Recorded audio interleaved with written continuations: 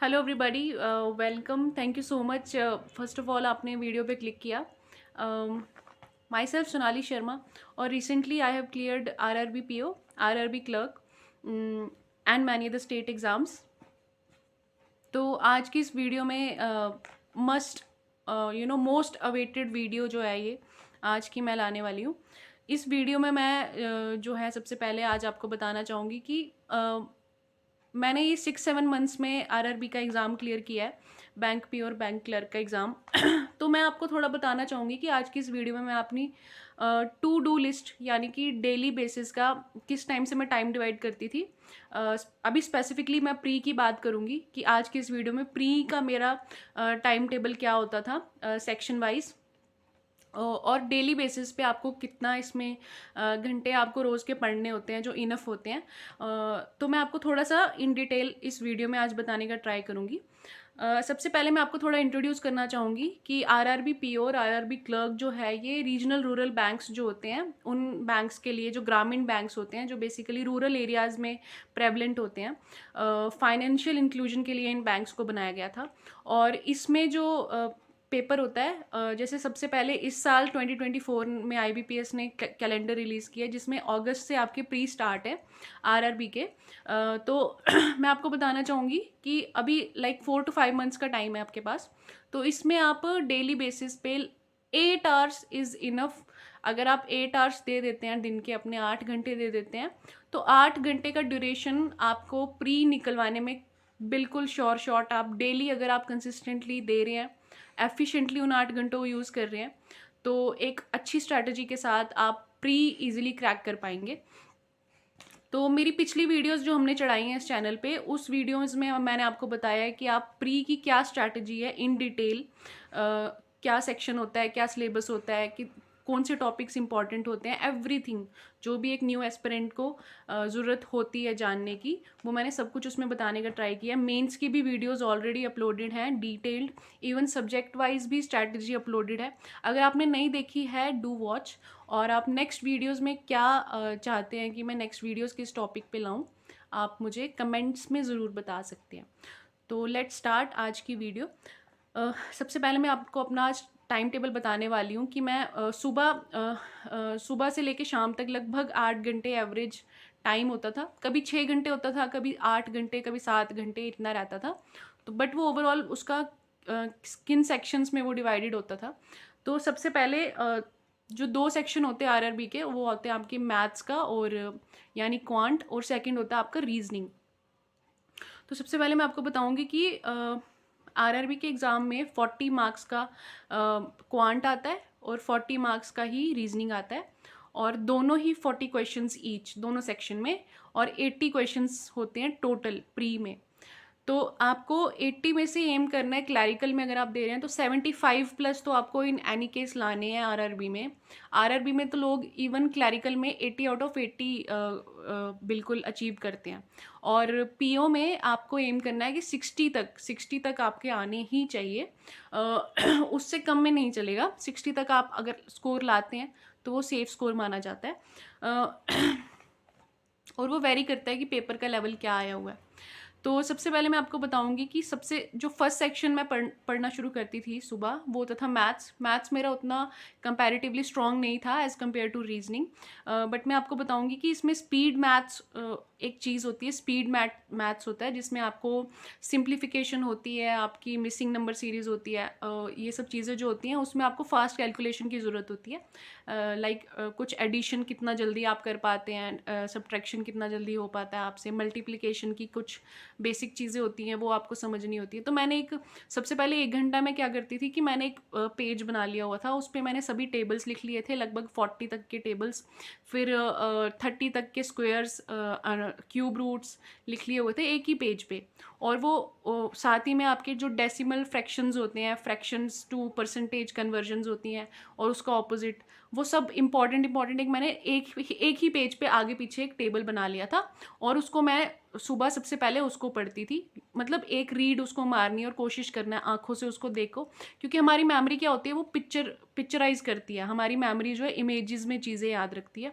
तो जितना आप पेज को देखोगे आपको काफ़ी नंबर्स जो हैं वो याद आने लग जाएँगे जब आप क्वेश्चन सॉल्व करते हैं। तो सबसे पहले मैं सुबह यही करती थी कि वो जो सेक्शन होता है जिनको आप वन लाइनर्स कहते हैं, जिसमें आपके स्पीड मैथ्स यूज़ होता है, जैसे आपका सिंप्लीफिकेशन होगी, उसमें आपकी फ़ास्ट कैलकुलेशन चाहिए, फ़ास्ट टेबल्स आने चाहिए आपको, कन्वर्जन्स आनी चाहिए। मान लीजिए आपको सिंप्लीफिकेशन में 2/9 दिया है, तो आपको जल्दी से याद आना चाहिए कि 2/9 का क्या मतलब है।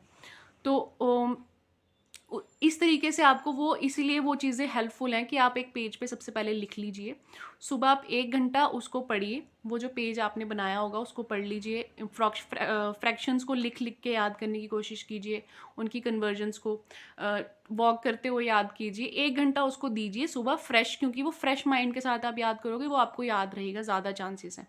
उसके बाद जो है वो नेक्स्ट जो ये हो गया 2 घंटा, ये 2 घंटा चलता था, जिसमें बेसिक मैथ्स होता था, बेसिक आपकी चीज़ें होती थी। फिर जो सेकंड आवर था उसमें मैं दूसरे घंटे में मैं सिंप्लीफिकेशन के क्वेश्चंस लगाती थी। क्वेश्चंस लगते थे सिंप्लीफिकेशन के, मान लीजिए 10-12 क्वेश्चंस। अड्डा का आप वीडियो खोल लीजिए कोई भी, या अड्डा का ऐप पे आपको डेली क्विज़ मिलता है, वो खोल लीजिए, वो आप सिंप्लीफिकेशन लगा लीजिए, रॉन्ग नंबर सीरीज़ लगा लीजिए, मिसिंग नंबर सीरीज़ लगा लीजिए। वो 1 घंटे की आपकी प्रैक्टिस आपको करनी चाहिए, क्योंकि वो फास्ट होता है, उसमें बहुत स्पीड चाहिए होता है, और वो वन लाइनर्स अगर आ जाते हैं तो वो पेपर ईजी माना जाता है। तो आपकी प्रैक्टिस उतनी होनी चाहिए कि वो जल्दी से आप अटैम्प्ट कर लें, 1-2 मिनट में आपके 5 क्वेश्चन हो जाने चाहिए। उसके बाद ये हो गया। फिर थर्ड आपका जो नेक्स्ट डिवीजन है, ये 2 घंटे की बात होगी। 2 घंटे में आप ये सब बेसिक वन लाइनर्स अपने टारगेट कीजिए। फिर नेक्स्ट 2 आवर्स में मैं क्या करती थी, मैं अपना बेसिक एक टॉपिक स्टार्ट करती थी, उसकी एक बेसिक वीडियो देखती थी।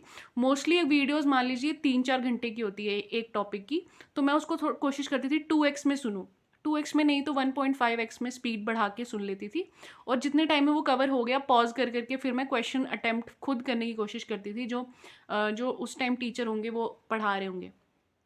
और उसके बाद थोड़ा सा आप मॉक, एक अगर आपने कोई लिया हुआ है, फ्री मॉक्स भी अवेलेबल होते हैं, वीडियोज़ ही आप कोई सर्च कर लीजिए उस टॉपिक के रिलेटेड। उसके बाद तो आपका एक थोड़ा सा ग्रास्प बन जाता है उस टॉपिक के ऊपर। क्वेश्चन आपसे स्टार्टिंग में अटैम्प्ट नहीं होंगे, नहीं निकलेंगे जिस टाइम आपने फ्रेश पढ़ा होगा, लेकिन थोड़ा सा कोशिश कीजिए जो आपने अभी मेथड सीखा उसको अप्लाई करना सीखिए। जब आप वीडियो देख रहे होते हैं ना, उसमें वो सिखाते हैं, उसके बाद वो क्वेश्चन भी कराते हैं, तो पॉज कीजिए, पहले जो आपने सीखा खुद अप्लाई करने का ट्राई कीजिए। अगर नहीं हुआ फिर उसके बाद वीडियो ऑन करके फिर से शुरू कीजिए, कंटिन्यू कीजिए। तो ये लगभग 4 घंटे का मैंने आपको बताया कि 4 घंटे का एवरेज आप मैथ्स को दे दीजिए। कोशिश कीजिए 3 से 4 घंटे मैथ्स को दें आप। ऑल्सो मैंने आपको सोर्सेज भी बताए हैं पिछली वीडियोस, क्वांट की स्ट्रैटेजी में, प्री की स्ट्रैटेजी में, मेंस की स्ट्रैटेजी में भी बताए हैं कि आपके सोर्सेज, फ्री अवेलेबल सोर्सेज क्या हैं, वो भी कर सकते हैं, उनको आप रेफ़र कर सकते हैं। उस वीडियो में आप देख सकते हैं कि मैं क्या सोर्सेज यूज़ करती थी। मोस्टली मेरे फ्री सोर्सेज ही मैंने यूज़ किए हैं, बुक्स भी यूज़ नहीं की हैं मैथ्स के लिए।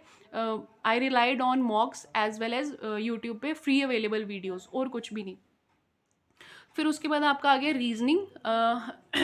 रीजनिंग जो है मेरा कंपैरेटिवली स्ट्रॉन्ग था। रीजनिंग जो है इसकी वेटेज भी इतनी है, तो रीजनिंग जो है इसमें आपकी वेटेज यही होती है 40 मार्क्स क्वेश्चन, 40 मार्क्स का क्वेश्चन, और 40 ही क्वेश्चन आते हैं। इसमें आप एम कर सकते हैं कि आपके 40 आउट ऑफ 40 भी आ सकते हैं, बिलीव मी, चाहे आप क्लैरिकल का एग्ज़ाम दे रहे हैं। और पीओ में तो आप 35 प्लस ही मान के चलिए, आपके आने ही चाहिए। 38, 37, 38 तो इन एनी केस आने चाहिए पीओ में। तो अभी मैं रीजनिंग का आपको थोड़ा सा बताना चाहूँगी। फर्स्ट जो सबसे पहले मैं इसमें आपका ना, आपको सिर्फ अपने पहले बेसिक्स क्लियर करने हैं। मैंने आपको प्री की स्ट्रैटेजी में बताया है कि आपको किस तरीके से अप्रोच करना होता है जब आप न्यू बिगिनर हैं। इवन अगर आप रिपीटर भी हैं तो मैं आपको रिपीटर नहीं बोलूँगी, आप फाइटर बोल सकती हूँ मैं आपको, आप फिर से फाइट करने आए हुए हैं। तो आप स्ट्रैटेजी, अपनी अप्रोच यूज़ कर सकते हैं जो मैंने ट्राई की थी। अगर आपको वो हेल्पफुल लगे आप प्लीज़ ट्राई कीजिए। सबसे पहले आप रीजनिंग में जो है, इसमें आपका बेसिक टॉपिक्स मैंने आपको बताया है वीडियोज़ में कि क्या सिलेबस रहता है। जैसे आपके सिलॉगिज्म हो गया, इसमें इनइक्वालिटी हो गया, क्वाड्रेटिक इक्वेशन हो गया, ये मतलब क्वाड्रेटिक इक्वेशन, ये सब चीज़ें जो हैं, आई थिंक क्वाड्रेटिक इक्वेशन आपका मैथ्स में आता है। जैसे इसमें आपका ये सिलोगिज्म हो गया, ये सब चीज़ें हो गई। ये क्वेश्चंस ऐसे होते हैं जिसमें ना आपके बहुत जल्दी बनना चाहिए, 1 मिनट में 5 क्वेश्चन बनने चाहिए। अगर अगर आपकी इनइक्वालिटी आ गया ना आपकी शिफ्ट में, तो समझ लीजिए आपका ईज़ी शिफ्ट आई है। इनइक्वालिटी की इतनी प्रैक्टिस होनी चाहिए कि अब वो 1 मिनट में, 1.5 मिनट में आपके 5 क्वेश्चन निकल जाएँ। तो मैंने आपको बताया है कि ये टॉपिक्स आप कहाँ से पढ़ सकते हैं, जो मेरे लिए बहुत हेल्पफुल रहा था वो चीज़। मैं 1 डेढ़ मिनट में क्वाड्रेटिक इक्वेशन के जल्दी-जल्दी कर लेती थी। अगर सिलोगिज्म आ गया है तो वो 1.5 मिनट, उससे ऊपर नहीं लगता था, 5 क्वेश्चन हो जाते थे। तो टाइम डिवीज़न में आपको बताया है कि किस टॉपिक में कितना टाइम लगना चाहिए, मैंने क्या यूज़ किया, कौन से लेंथी टॉपिक्स होते हैं जिनको आपको ज़्यादा प्रैक्टिस करनी है। तो सबसे पहले आपको ये जो वन लाइनर्स क्वेश्चंस होते हैं ना, जैसे इनइक्वालिटी, सिलोगिज्म, ये सब ऐसे क्वेश्चन है, ब्लड रिलेशन, ऐसे ऐसे क्वेश्चंस जो हैं ये सब आपके स्टार्टिंग का 1 घंटा आप वो उनको दीजिए। मिक्सअप क्वेश्चंस ढूँढिए, अड्डा वगैरह की वीडियो सर्च कीजिए, आपको वो बहुत अच्छे वीडियोज़ मिल जाएँगे। एज़ इट इज़ उतने जल्दी-जल्दी 2x पे आप जल्दी-जल्दी ट्राई कीजिए। पहले बेसिक समझ लीजिए, प्री की वीडियो देखिए, मैंने आपको स्ट्रैटेजी बताई है रीज़निंग की, उसको अप्लाई कीजिए। फिर क्वेश्चंस अपने वहाँ से पढ़िए, 1 घंटा इन टॉपिक्स को दीजिए जो आपको 1 डेढ़ मिनट में सॉल्व करने हैं। अगर पेपर में आ जाए तो आपने वो क्वेश्चन छोड़ने नहीं है, वो बहुत ईज़ी माने जाते हैं। वो बहुत जल्दी स्पीड होनी चाहिए आपकी, इसलिए स्टार्टिंग का 1 घंटा अपनी स्पीड पे काम कीजिए। एक्यूरेसी पे काम करेंगे बेसिक्स की वीडियोज़ देख के। उसके बाद जब ये आपने 1 डेढ़ घंटा ये काम कर लिया, फिर आप 2-3 घंटे अपने कोई एक बेसिक न्यू टॉपिक उठाइए। न्यू टॉपिक जो आपने अभी तक नहीं पढ़ा है, मान 2 घंटे का आप वो कर सकते हैं। मान लीजिए आपने कोई न्यू टॉपिक है जो आपको पता नहीं है कैसे करते हैं। मान लीजिए मेन इसमें पज़ल्स होती हैं। रीज़निंग में जो है पज़ल्स जो हैं ये बहुत डिपेंड करता है कि आप पज़ल बहुत जल्दी बना पाए हैं कि नहीं बना पाए हैं। लोग 2 ढाई घंटे में, ढाई घंटे में पज़ल्स ख़त्म कर देते हैं। तो आपकी इतनी स्पीड होनी चाहिए कि 2 ढाई घंटे में आपके पज़ल सॉल्व होके वो 5 क्वेश्चन भी फिर आप निकाल सकते हैं। 30 सेकंड में आप जल्दी-जल्दी वो निकाल लीजिए। तो नेट में आप 3-4 मिनट, 3 मिनट जो है वो 3 से 4 मिनट आपके पज़ल हो जानी चाहिए। इतनी स्पीड लाने के लिए आपको डेली बेसिस पे पहले अपने बेसिक्स क्लियर करने हैं पज़ल्स की। किस टाइप की पज़ल होती है, बहुत सारी टाइप्स की पज़ल होती हैं। सिटिंग अरेंजमेंट होता है, डायरेक्शन बेस्ड क्वेश्चंस होते हैं, अलग-अलग टाइप के पज़ल्स होती हैं। सारी पज़ल्स को आपको पहले अप्रोच सीखना है। जब आप एक बार सब टाइप्स से इंट्रोड्यूस हो जाते हैं, उसके बाद आपने सिर्फ डेली बेस आपने पज़ल्स जितनी हो सके 1 से 2 घंटा आप उसको प्रैक्टिस कीजिए, मस्ट है। वीडियोज़ देख सकते हैं, वीडियोज़ आप किसी की भी सर्च कीजिए, बहुत सारी पज़ल्स मिल जाएँगी आपको। पज़ल्स से मतलब होना चाहिए आपका, टीचर कोई भी हो। एक टीचर पे रिलाई करने की ज़रूरत नहीं है, बहुत सारे टीचर्स हैं। किसी भी टीचर को आप पज़ल्स सर्च करके खोलिए, आपको बहुत पज़ल्स मिल जाएँगी।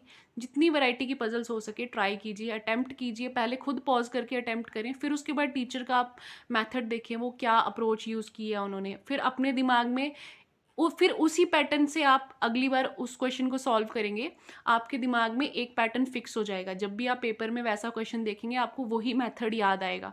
एक क्वेश्चन को सॉल्व करने के लिए प्लीज़ इस पॉइंट को ध्यान से सुनिए।